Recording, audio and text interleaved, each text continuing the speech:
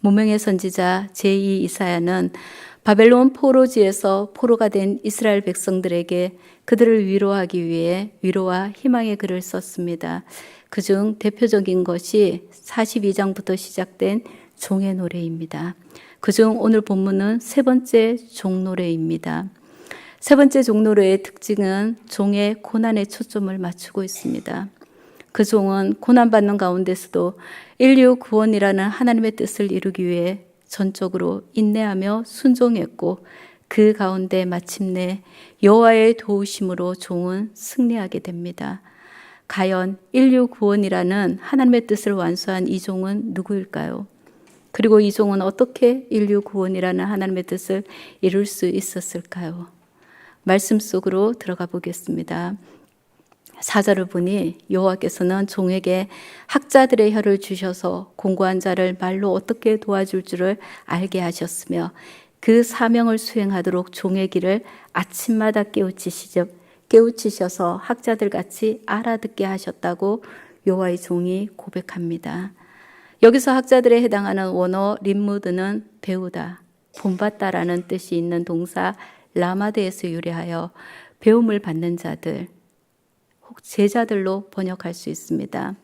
이는 단지 공부를 많이 해 박식해진 사람을 의미하는 것이 아니라 스승과의 긴밀한 관계를 통해 그에게 있는 모든 좋은 것을 다 배워서 스승의 뜻대로 행할 수 있는 완벽한 자질을 가지고 있는 사람을 의미합니다.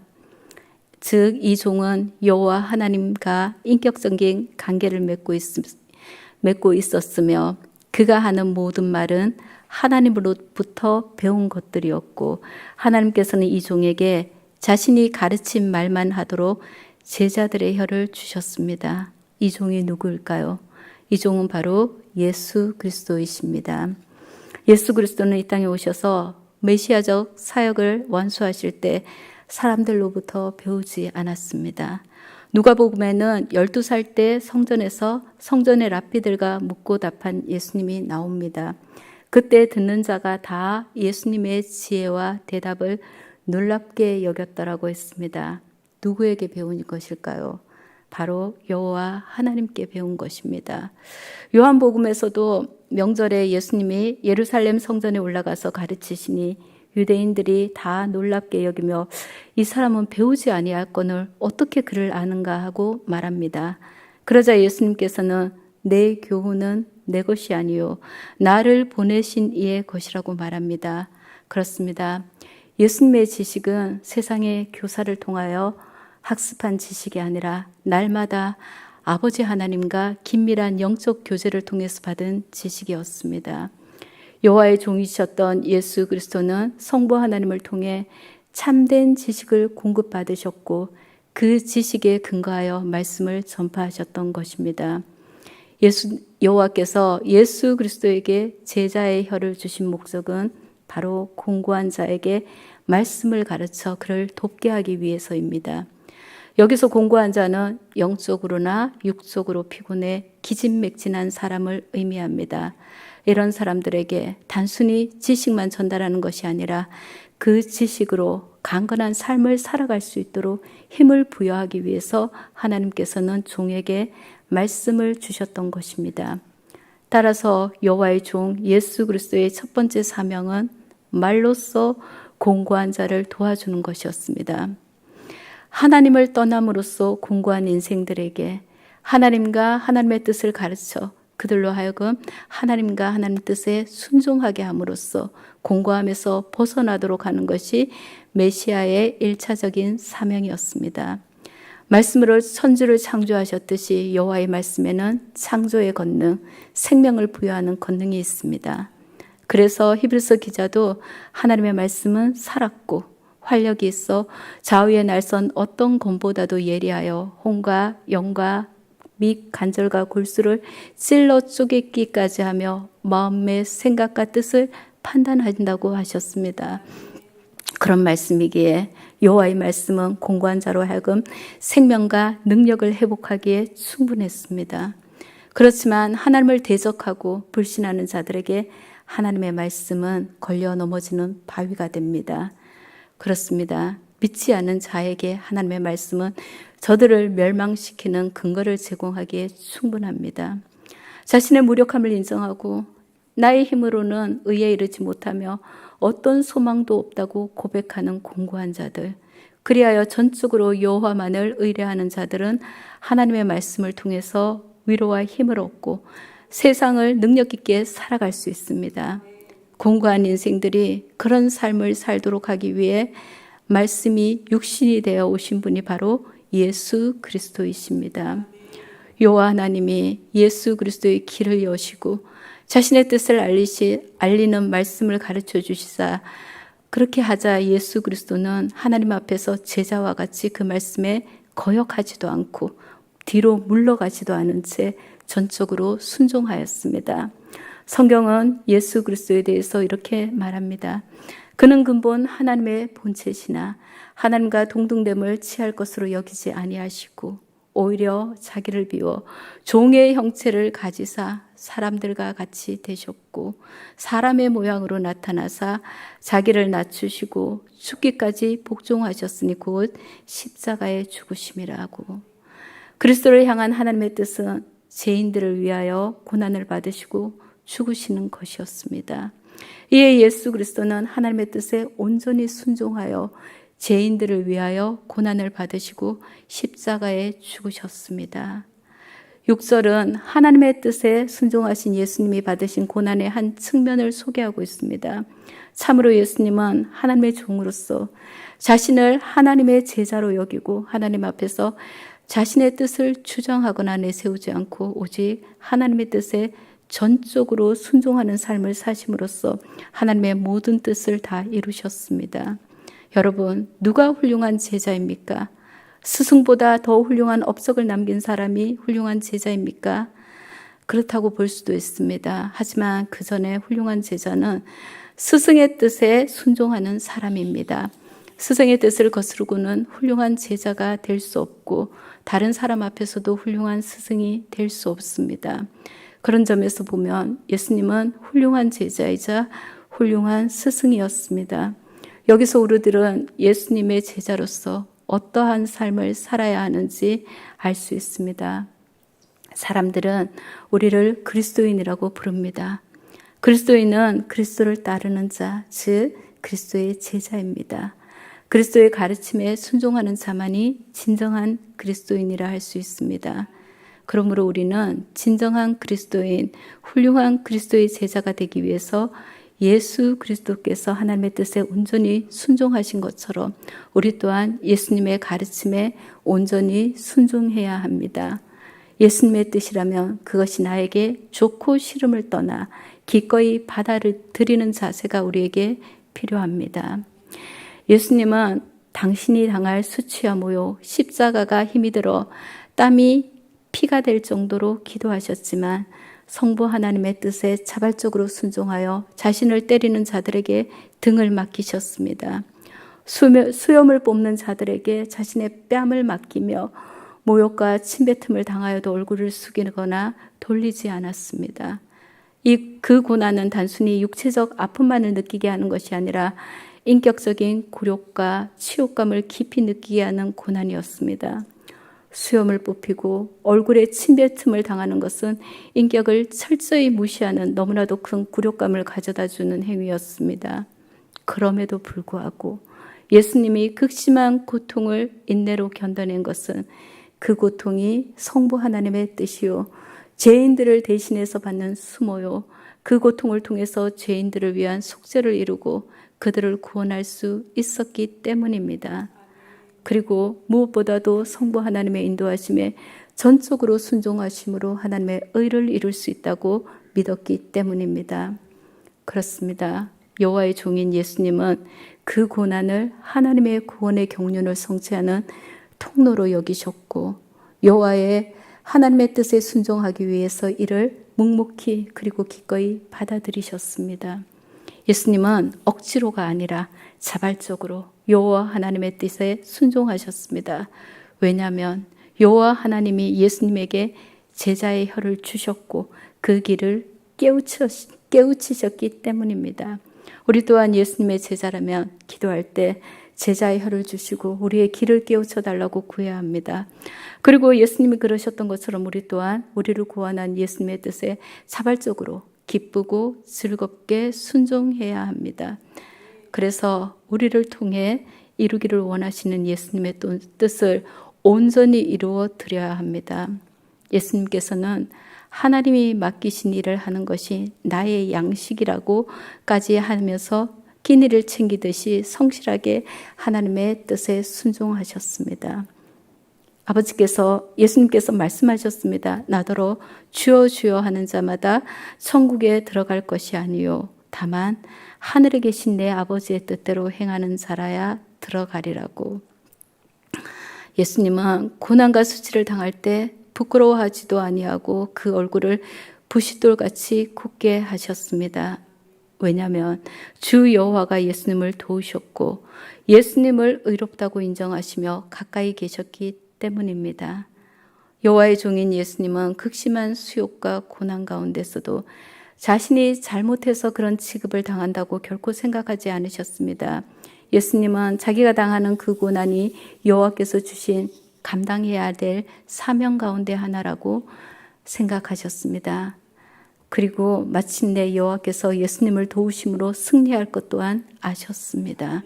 그렇습니다. 예수님은 비록 죄인들이 당하는 순환을 당하고 있었지만 자신은 무덤에 머무를 수 없으며 부활의 날에는 자신이 의로운 존재였다는 사실이 밝혀질 것을 아셨습니다. 성경이 말하듯 빌라도가 꿰뚫어 보았듯이 예수님은 죄가 있어서가 아니라 바리새인과 제사장들의 시기 때문에 십자가에 넘겨지셨던 것입니다. 예수님을 넘겨준 유대 종교 지도자들은 예수님께서 자신을 왕이라 말하며 로마에 반역한 죄로 또 하나님의 아들이라 말하여 하나님의 신성을 모독한 죄로 고소를 하였지만 그 두 가지는 전혀 예수 그리스도에게 해당되지 않았습니다. 예수님은 실제로 만왕의 왕이시며 하나님의 아들인 신성을 가지고 계셨기 때문입니다. 만약 그들이 예수님이 행하신 기적과 베푸신 사랑을 있는 그대로 볼 수 있는 눈만 있었더라도, 그들의 눈을 덮고 있는 시기심과 욕심만 제거했더라도 그들은 니고데모처럼 아리마대 요셉처럼 예수님을 하나님이 약속하시고 보내주신 메시아로 받아들였을 것입니다. 자신에게 사명을 주시고 자신을 의롭다 하시는 하나님이 가까이 계시다는 것을 확신한 예수님께서는 나와 다툴 자 누구냐? 나와 함께 설지어다. 나의 대적이 누구냐? 내게 가까이 나아올지어다라고 담대하게 외치며 그들을 하나님의 법정으로 나오라고 합니다. 예수님이 이렇게 자신을 대적하는 자에게 자신감을 가지고 도전장을 내미신 이유는 바로 의로우신 재판장이신 여호와께서 예수님을 변호하며 의롭다고 선언하셨기 때문입니다. 그렇습니다. 여호와의 종 곧 그리스도는 자신이 사람들로부터 수치를 당하고 있지만 그것이 자신의 죄로 인한 것이 아니라는 것을 알고 있었습니다. 그는 오직 하나님의 뜻을 따라 하나님께서 택하신 자들의 영원한 수치를 벗기기 위하여 수치를 당한 것이었습니다. 그러므로 하나님께서 자신을 의롭다 하실 것이라는 확신이 있었습니다. 자신과 자신을 대적하는 자들이 함께 하나님의 법정에 선다면 하나님께서는 자신을 의롭다 인정하시고 그로 말미암아 아무도 자신을 정죄할 수 없다는 것을 예수님은 믿어 의심치 않으셨습니다. 그래서 예수님께서는 자신의 대적들을 향하여 하나님의 법정으로 나와 함께 설 것을 당당하게 요구한 것입니다. 실제로 예수님은 하나님의 의로움을 그의 대적들 앞에서 입증시켜 주셨습니다. 어떻게 입증시켜 주셨습니까? 죽은 자들 가운데서 부활시키심으로, 하나님께서 부활시키심으로 입증하셨습니다. 죄의 싹은 사망이라고 성경이 말했듯이 죽음은 죄의 결과입니다. 그러므로 그리스도께서 십자가에 죽으신 후에 계속해서 무덤에 계셨다면 그가 당한 수치는 그의 죄로 인한 것이 분명하였습니다. 하지만 그리스도는 우리의 죄를 없애려고 이 땅에 오셨고 그에게는 죄가 없다고 사도 요한은 요한 1서에서 말하고 있습니다. 따라서 하나님은 죄가 없으신 예수님을 다시 살려 그의 의로움을 입증하여 주신 것입니다. 베드로도 오순절날 성령을 체험한 후에 유대인들을 향한 설교에서 예수님은 하나님께서 정하신 뜻에 따라 미리 아신 대로 내어준 바 되었거늘 너희가 법 없는 자들의 손을 빌려 못 박아 죽였다고 하였습니다. 그렇습니다. 예수님은 하나님께서 정하신 뜻을 알았기에 기꺼이 자신을 죄인을 구원하는 도구로 내어주셨던 것입니다. 그리고 그런 예수님을 하나님께서 사망의 고통에서 풀어 살리셨습니다. 죄가 없으신 예수님은 결코 사망에 매여 있을 수 없었다고 베드로는 그의 설교에서 증언하였습니다. 이 모든 것을 미리 아신 예수님은 보라, 주 여호와께서 나를 도우시리니 나를 정죄할 자가 누구냐고 묻습니다. 대적들은 시기심으로 그리고 그들이 이미 소유한 기득권을 유지하기 위해서 예수님을 죄인으로 몰아가고 죽였지만 예수님을 정죄하던 그들의 곁에는 종을 의롭다고 선언하시는 의로운 재판장이신 여호와가 계셨습니다.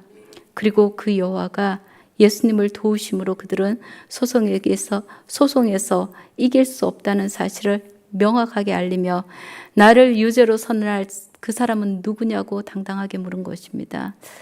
뿐만 아니라 예수님은 그들은 다 옷과 같이 헤어지며 조음이 그들을 먹으리라고 그들의 멸망을 예언합니다. 그렇습니다. 무죄한 종이요 의로우신 여호와로부터 의롭다고 선언을 받은 종을 무고히 정죄하는 자는 심판을 면치 못할 것입니다.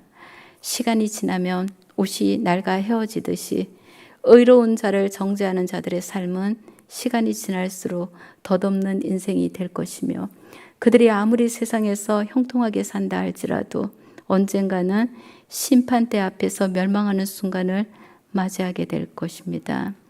어쩌면 옷이 낡아 떨어지기 전에 좀이 먹어 못 입게 되듯이 그들 또한 하나님의 심판대 앞에 서기도 전에 살아있을 동안에 갑작스런 재난이나 질병으로 멸망할 수도 있다는 것입니다.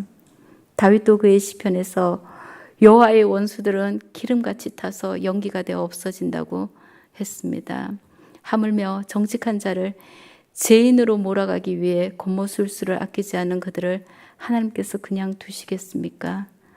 우리가 알다시피 그들은 그토록 지키길 원했던 자신들의 자리도, 그토록 회복하길 원했던 자신들의 나라도 회복하기는커녕 민족조차 지키지 못한 채 2000년을 나라 없는 소름을 당하며 살아야 했습니다. 하나님의 말씀 앞에 고난과 수치를 당할지언정 순종하는 자와 하나님의 뜻을 알지만 세상에서의 부와 기득권이 중요하여서 외면하는 자, 여러분은 어떤 자이길 원하십니까? 우리는 과연 어떤 자로 이 땅을 살아야 하겠습니까? 오늘 말씀을 다시 한번 정리하면 여호와의 뜻 앞에 순종하는 중 예수 그리스도는 항상 하나님과 긴밀한 인격적 관계를 잃지 않으셨고 그를 통해 얻은 지식과 영성으로 사람들을 가르치셨습니다. 그분은 하나님이 주시는 말씀, 하나님이 맡기신 사명을 감당하고자 세상에서 다음 없는 수치와 굴욕, 고난을 당하셨습니다. 그러나 여러분, 예수님은 그 수치와 고통으로 인하여 결코 굴하지도 나약해지지도 않았습니다. 그분은 가장 치욕스러운 순간에도 누구보다 의연하셨고 누구보다도 당당하셨습니다.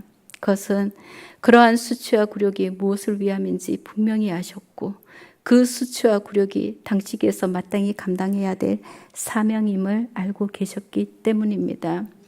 성도 여러분, 하나님은 우리도 세상에서 당당하기를 원하십니다. 우리에게도 사명을 주셨습니다. 우리에게 주신 당당함이란 부요함에서 오거나 아니면 힘이 있어서 오거나 내세울 만한 근거가 있어서가 아니라 하나님의 자녀이기 때문에, 또한 하나님께서 나에게 맡겨주신 일을 행함에 따른 그런 당당함입니다. 우리는 그리스도를 따르는 그리스도인입니다. 예수 그리스도는 우리에게 이렇게 말씀하셨습니다. 내가 세상에서 환난을 당하나, 너희가 세상에서 환난을 당하나 담대하라, 내가 세상을 이겨노라 라고 말씀하셨습니다. 그렇습니다. 이미 이겨놓은 싸움입니다. 이 싸움에 우리는 숟가락만 얹고 나아갈 뿐입니다. 그러면 승리는 우리의 것입니다. 예수님은 우리에게 세상을 이길 권세, 예수 그리스도의 이름을 주셨습니다. 너희가 무엇이든지 내 이름으로 구하라고 말씀하셨습니다. 그러면 승리는 우리의 것입니다. 우리는 예수 그리스도의 이름을 믿고 나아가야 됩니다. 그리고 하나님의 자녀라는 나의 정체성, 이 천지를 창조하시고 이 땅을 다스리고 온 우주를 이끌어 가시는 그분이 나의 아버지라는 그것을 잊지 말고 하나님의 자녀로서 이 땅을 당당하게 살아가야겠습니다. 그리고 그리스도가 하나님의 말씀 앞에 순종하며 나아갔듯이 우리 또한 말씀이 육신이 되어 오신 우리의 주 예수 그리스도께 순종하며 나아가야겠습니다. 그렇게 순종의 열매로 예수님을 기쁘시게 하며 나아가는 저와 여러분이 되길 소망합니다.